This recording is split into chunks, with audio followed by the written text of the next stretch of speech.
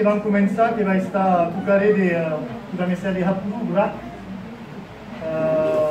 Abans de s'exprimer nosaltres, el col·lectiu qui porta la causa CNDA sur jornada que hexagonal, que vam deixar la paraula al món qui se representa, que són encàrrec de la política lingüística de les col·lectivitats territorials, que voldria excusar d'un Charline Clavó qui encarga de la causa a la regió internacional, que noti la presència de Jean-Luc Ricoeur, qui est élu à la ville de Pau, et puis que vau faire une question de cortesia double, deixar la paraula a Mónica Semaguana, qui est delegada a la política lingüística ao Departamento dos Pioneiros Atlânticos. Estou enviado.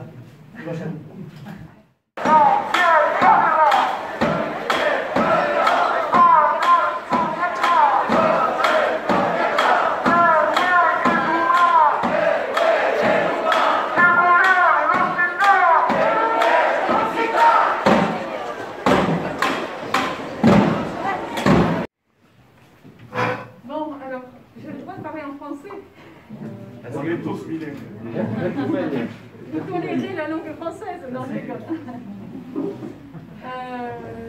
Certes, si j'ai compris tout ce qui vient d'être dit par Jean-Brice Brana, malheureusement, je ne suis pas capable de répondre en béarnais.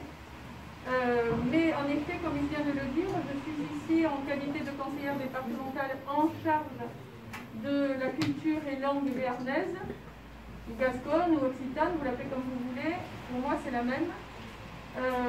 Et au fond, puisque c'est le département qui s'exprime à travers ma voix, je n'oublie pas non plus la langue basque, parce que le conseil départemental a une politique linguistique sur la totalité du département, donc que ce soit le béarnais, gascon ou le basque, une politique extrêmement volontariste. Je ne vais pas vous assommer avec des chiffres, mais si je dis qu'il y a plus de 2 millions d'euros par an qui sont dépensés en faveur de ces cultures-là pour soutenir, accompagner tout le réseau, qu'il soit associatif, qu'il soit l'enseignement, qu'il soit, etc., c'est quand même une preuve, une volonté vraiment très claire et déterminée de son soutien. Donc je trouvais que ma place était ici à vos côtés aujourd'hui pour dire haut et fort qu'en effet, il faut soutenir nos langues aussi pendant qu'on les enseigne et quand on envoie les enfants jusqu'au baccalauréat. Parce que le problème aujourd'hui, il est bien là. C'est que la réforme du baccalauréat défavorise considérablement les élèves, les lycéens qui auront choisi l'option occitan ou l'option basque ou l'option breton ou l'option alsacienne, corse et tout ce qu'on veut, toutes les langues de fond, qui sont défavorisées. Donc il n'y a aucune raison qu'il le soit, parce que évidemment, quand on est un jeune lycéen, on essaie de choisir des options qui vont nous rapporter j'allais dire des sous, non, des points, c'est pareil, des points le jour du bac. Alors si l'option occitan ne rapporte rien, à un moment donné, ben, on va regarder qu'est-ce qu'il rapporte. Mais je trouve que c'est dommage. Aujourd'hui, on peut faire de l'option équitation ou surf, et on traite, ce qui est très bien, hein, mais ce sont des options que l'on peut faire aussi dans la vie courante, le mercredi ou le week-end. En famille, on n'a pas besoin de la structure de l'éducation nationale pour pratiquer et aimer ces disciplines. En revanche, une langue, ça s'apprend à l'école. Il faut l'apprendre depuis le début. Donc c'est un très mauvais signal que de défavoriser les langues régionales en général au moment du baccalauréat. C'est un très mauvais signal parce que ça va inciter, pas sur le moment les élèves, mais leurs parents, à orienter les jeunes vers d'autres choix d'options. Alors ça a l'air de rien, ça a l'air de quelque chose, d'un petit épiphénomène, ce choix des options au bac. Mais ça fiche par terre tout le reste, tout ce que nous construisons au quotidien, au long cours, tous ensemble, chacun vous à vos places, vous, tous les membres du collectif, et aussi les politiques du conseil départemental, de l'agglomération de Pau, de la ville, etc. D'ailleurs, je parle aussi au nom de la ville, qui a elle-même un projet ambitieux que vous avez tous porté, que vous portez, pardon, tous, et qui est celui de la Ciotat, qui verra le jour prochainement au EDAS. Voilà, donc c'est pour ça que je suis là aujourd'hui, modestement, mais vraiment déterminée. Bon courage à tous.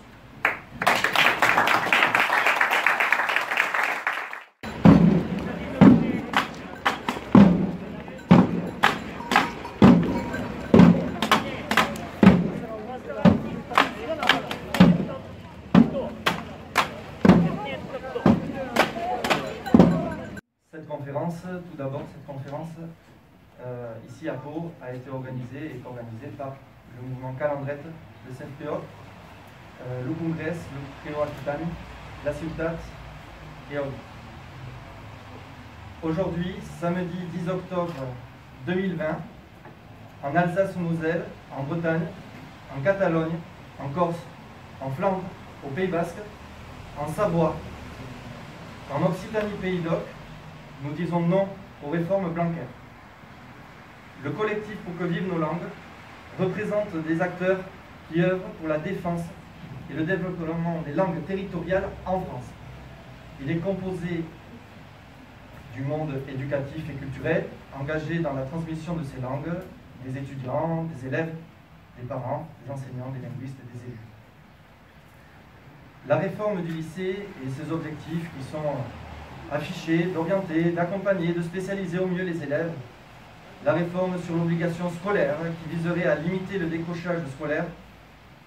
Mais toutes ces réformes de l'éducation nationale ont en réalité dévalorisé les options langues territorialisées au bac, rendu impossible les enseignements de spécialité en langue territorialisée, éjecté nos langues du plan langue, supprimer l'expérience immersive de l'enseignement de nos langues, reléguer nos langues au dernier plan, derrière les langues anciennes, réduit encore les moyens humains et financiers, supprimer les dotations horaires de nombreux établissements, négliger de respecter les conventions académiques et nationales, omis de rédiger des attentes de compétences pour l'enseignement bilingue, détruit les temps de formation dédiés aux langues des territoires, bafoué l'article de la Constitution sur les langues régionales qui dit que leur enseignement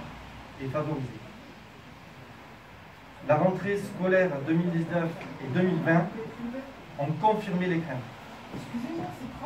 Chute drastique des effectifs, fermeture des enseignements de langue régionale dans de nombreux établissements. Et tout cela, alors même que ces langues figurent toutes à l'inventaire des langues menacées de disparition établi par l'UNESCO.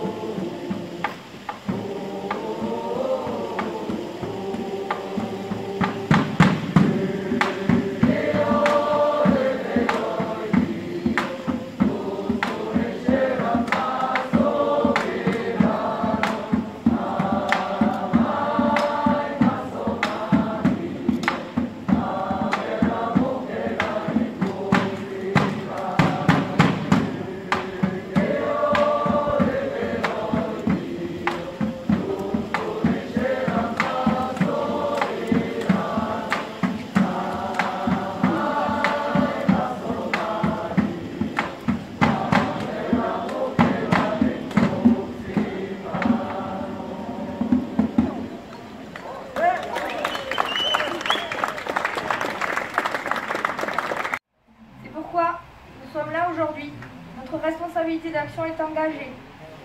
Depuis plus de 2 ans maintenant, le collectif alarme l'Élysée et les services de l'éducation nationale. Par des courriers, des emails, des rencontres préparées. De nombreux députés élus locaux ont fait de même. Des amendements ont été proposés, des lois déposées. Tout a été refusé en bloc. Aucune avancée. Aujourd'hui, pour la première fois, cette voix s'élève de partout en France. Nous disons haut et fort que nous voulons une vraie reconnaissance des langues qui font l'histoire de notre pays et en écrivent les pages. Il est temps d'instruire nos élèves de la langue qui construit leur territoire, ici l'occitan du Béarn. Cela, nous voulons que les lois et les conventions en vigueur soient enfin respectées, instaurant ainsi une confiance entre l'État et les collectivités. Nous voulons des mesures, de nouvelles mesures, généraliser les options en collège, en lycée, encourager la création de DNL, discipline non linguistique en langue territoriale. Nous voulons l'égalité entre tous, en statuant d'une même comptabilisation entre langues anciennes et régionales. Nous voulons une loi protégeant et reconnaissant les langues des territoires. Nous voulons des expériences de bilinguisme en langue régionale pour renforcer en immersion. Il est temps que la France reconnaisse enfin sa glossodiversité et qu'elle l'assume comme une richesse, comme une valeur sûre, mais aussi comme une solution d'avenir pour nos territoires et pour le pays. Cette journée de mobilisation que nous sommes engagés, prouve que nous sommes engagés dans une démarche de concertation et de construction. Aujourd'hui, samedi 10 octobre 2020, en Alsace-Moselle, en Bretagne, en Catalogne, en Corse, en Flandre, au Pays Basque, en Savoie, en Occitanie, Pays d'Oc, nous disons oui à nos langues. Take bisken, las nustus lengues.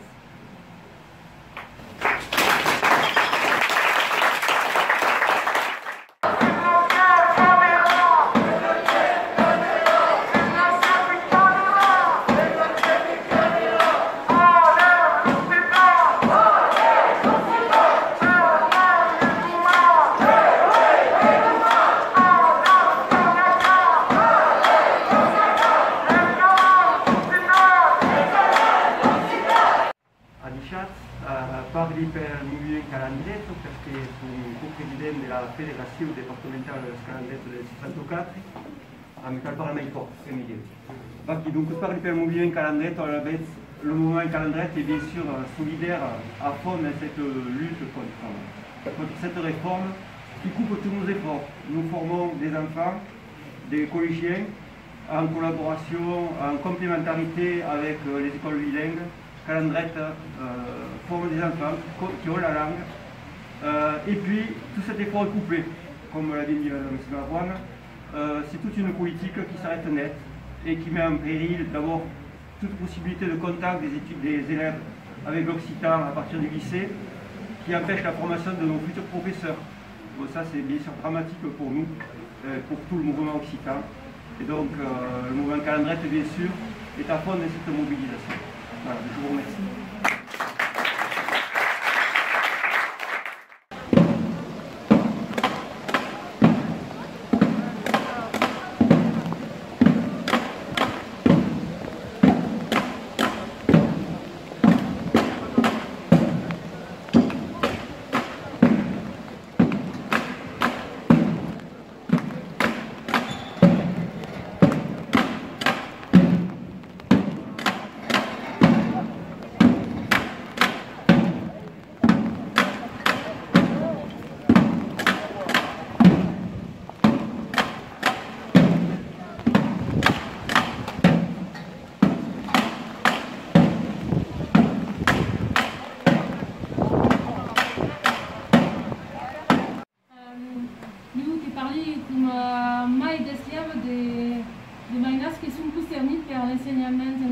à l'école publique. Donc je représente les parents d'élèves, des enfants concernés par l'enseignement d'occitan dans l'école publique, enseignement bilingue, enseignement renforcé, et à l'intérieur du cadre de l'association OGBI qui participe à la mise en place de nouvelles filières dans l'enseignement public. Donc en tant que parents d'élèves, nous sommes très inquiets, parce que moi j'ai un enfant qui suit l'option occitan au collège Arthès et un à l'école primaire d'enseignement renforcé. Je ne sais pas demain quels seront les moyens en poste qui seront alloués. Je ne sais pas si on est capable de former des nouveaux enseignants pour les enfants à venir. Je ne sais pas ce qu'au lycée, mais je ne suis pas encore bien au courant de comment ça se passe au lycée, mais je pense que ça va être compliqué. Et je vois, et nous voyons tous que c'est compliqué, nous nous inquiétons à ce sujet. Ensuite, quelque part, je m'exprime aussi en tant qu'élu d'une petite commune rurale. Je suis conseillère municipale d'un village qui s'appelle Pons, présidente du syndicat intercommunal qui est en charge de l'école. Et donc, à ce titre-là, je vois des parents d'élèves qui, au début, n'étaient pas forcément très emballés par l'enseignement renforcé. Nous, on n'est pas bilingues. En se demandant bien à quoi ça pouvait servir par rapport à l'anglais, et bien, ces parents-là, petit à petit, ont réalisé sur le terrain, avec les enseignants de qualité, avec la bonne coordination avec les enseignants en français aussi, à quel point c'était profitable, à quel point ils pouvaient échanger avec les grands-parents et puis recréer un lien différent, parler du passé mais aussi de l'avenir, parce que la langue occitane c'est aussi l'avenir. Voilà. Donc de ces deux points de vue-là, on est inquiet et on porte ce message-là. Si je me place du point de vue d'Ogby qui m'a donné la parole aujourd'hui, même si je ne maîtrise pas tous les tenants et aboutissants, il y a plusieurs choses qui sont demandées et dans le collectif, bien sûr, c'est de rencontrer le ministre de l'Éducation nationale en personne.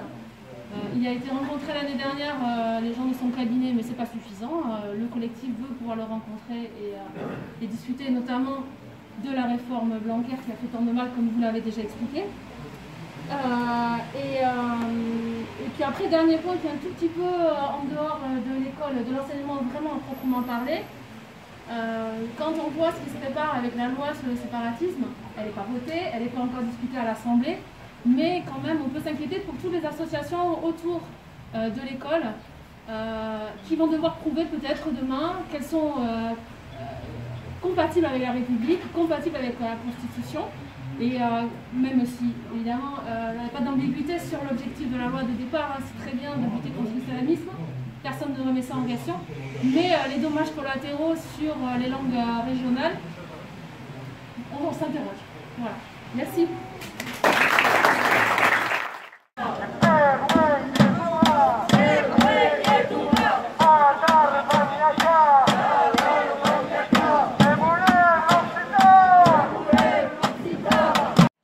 Je crois que l'essentiel a été dit. On a entendu le mot coupé plusieurs fois.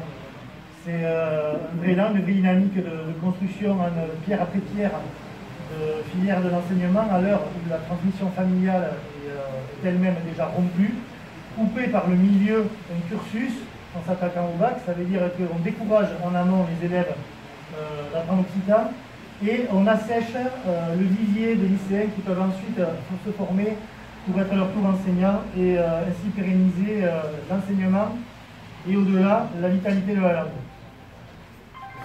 C'est un véritable léguicide auquel on a à faire face.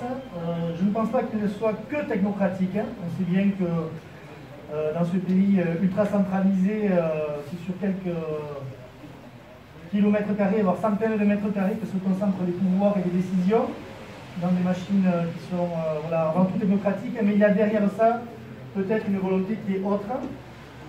On est en train tout gentiment, et c'est pas cette pluie qui nous lave, on est en train d'essayer de continuer à nous laver la tête, à nous faire perdre notre mémoire. Or ici, on se rappelle encore qui on est Kemsoukien. Voilà, une identité forte et ouverte, on sait d'où on vient, on essaye de regarder vers où on va, on accueille les gens qui viennent d'ailleurs, on bouge aussi, c'est pas du tout du repli, c'est pas ça, fort et ouvert l'identité.